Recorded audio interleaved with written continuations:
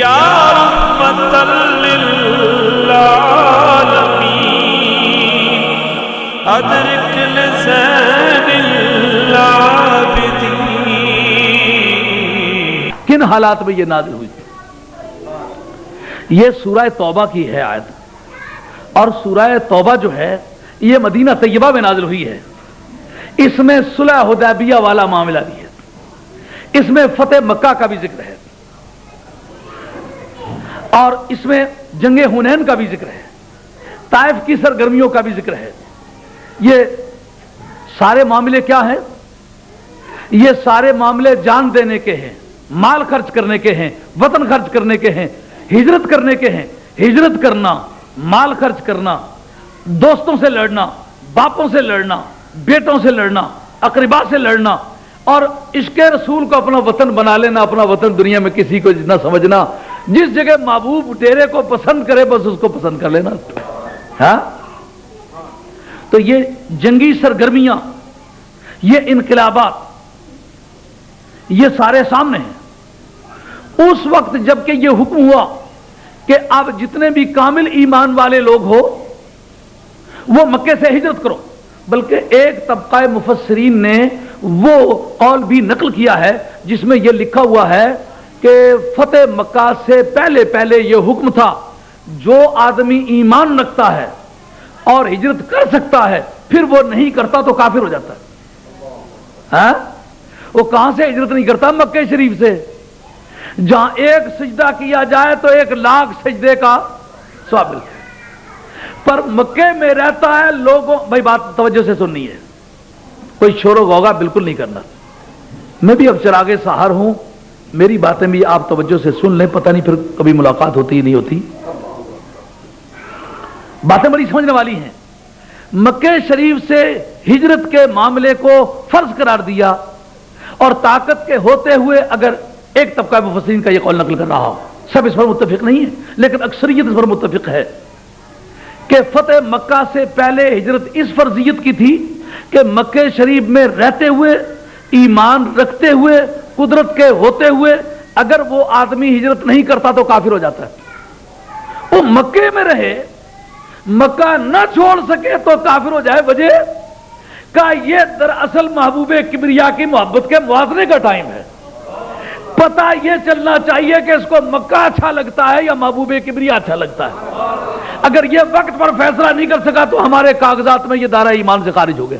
یہ فتح مکہ کے بعد یہ حکم منسوخ ہوا ہے، پہلے یہ حکم رہا۔ آپ ذرا اندازہ کیجئے کہ جس وقت یہ حکم ہے کہ مکہ چھوڑو، دیکھنا یہ ہوگا ایک وجہ تو یہ پتہ چل گئی کہ وہ محبوب کبریا کا ساتھ وقت پر نہیں دے سکا اس لیے وہ کافر ہوا۔ دوسری وجہ کیا ہے؟ دوسری وجہ یہ ہے کہ مکے میں رہتے ہوئے ماتھے پر تو نہیں لکھا ہوا کہ یہ ابو جیل کے دھڑے کا ہے یا محبوب کبریا کے دھڑے کا ہے۔ مکے میں رہتے ہوئے تاثر یہی پیدا ہوتا ہے کہ یہ ان کا ساتھی ہے، تو وہاں اس کا رہنا کافر کا ویٹ بنتا ہے، نبی پاک کے منکر کا وزن بنتا ہے، نبی پاک کے منکر کی قیمت بڑھتی ہے۔ اگرچہ وہ چپ ہے، اگرچہ وہ دل سے سرکار کا ساتھی ہے۔ بتایا کہ جس وقت محبوب کے ویٹ بننے کا وقت ہے اس وقت جو مخالف دھڑے کے میزان پر رہا ویٹ اس کا بنایا، وقت پر وہ ان سے جدائی اختیار نہیں کر سکا۔ ہمارے کاغذوں میں وہ مومن رہ سکتا ہی نہیں جب تک دشمن مصطفیٰ سے بیزاری اختیار نہ کرے۔ یہ عذر پیش کرے میرا باپ نہیں گیا میں نہیں جاتا، کا پھر بھی بے ایمان ہے۔ یہ عذر پیش کرے کہ میرے بچے چھوٹے ہیں یہ نہیں جاتے میں نہیں جاتا، کا پھر بھی بے ایمان ہے۔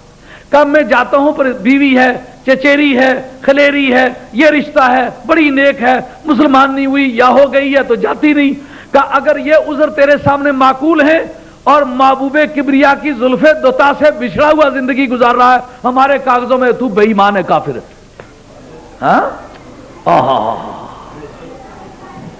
اس موقع پر ایک طبقہ جو ہجرت کرنے کی آرزو رکھتا ہے پر کر نہیں سکتا، ان کے لیے حالات نہیں ہے، ان کا قرآن عظیم مقولہ نقل کرتا ہے ربنا اخرجنا من هذه القرية الظالم اهلها۔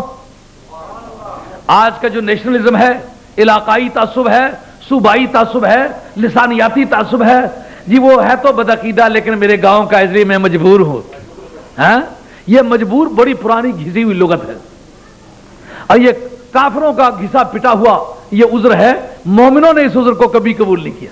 ہاں یہ کہنا وہ پاکستانی ہے میں بھی پاکستانی مجبور ہوں, میرا ہم وطن ہے, وہ بھی پنجابی ہے میں بھی پنجابی ہوں مجبور ہوں, ہم وطن ہے, وہ میرے گاؤں کا رہنے والا ہے اسی گاؤں کا وہ رہنے والا ہے, اسی گاؤں کا میں رہنے والا ہوں. کہا کہ یہ عذر کافروں کے عذر تھے, یہ مومنوں کے عذر نہیں.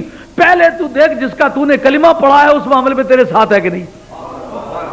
قرآن عظیم نے بیان کیا کہ مکہ شریف میں کعبہ شریف کے صحن میں کھڑے ہو کر ایک قوم دعا مانگ رہی ہے, ربنا اخرجنا من هذه القرية الظالم اهلها, اے معبود اے پروردگار عالم اس شہر سے ہمیں نکال.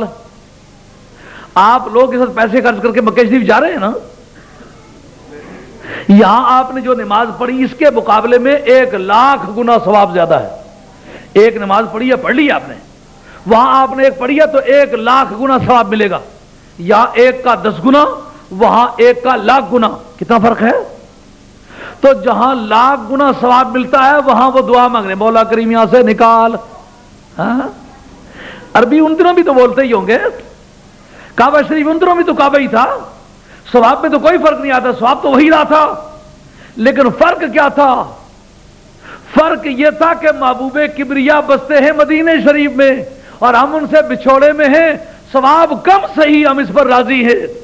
چل آزم اتے چل وسیعے جتھے یار دا آنا جانا ہے, چل آزم اتے چل وسیعے جتھے یار دا آنا جانا ہے. اس نگری اندر کی رہنا جتھے سجنا باز اندھیرا ہے, اس نگری اندر کی رہنا جتھے سجنا باز اندھیرا ہے. اب ایک طبقہ وہ ہے جو ہجرت کر نہیں سکتا پر فریاد کرتا ہے اور کعبہ شریف کے اندر کھڑے ہو کے کرتا ہے کہ کعبہ شریف کے کمپاؤنڈ میں کہ مولا کریم ہمیں یہاں سے نکال. وہ کیسی دعا ہوگی. اور پروردگار عالم نے پھر اس کو کہا ما لکم لا تقاتلون فی سبیل اللہ, اور کیوں نہیں لڑتے ہو اللہ کے راستے میں, اور ان مسکینوں اور بے کسوں کے سلسلے میں کیوں نہیں لڑتے ہو. محبوب کبریا کو کہا, صدیق اکبر سے کہا, فاروق اعظم سے فرمایا, حیدر کرار سے فرمایا کہ اے حیدر کرار تیری ذوالفقار کب کام آئے گی. وہ غریب کعبے کی دیواریں پکڑ کے رو رو کے کہتے مولا کریم یہاں سے نکال.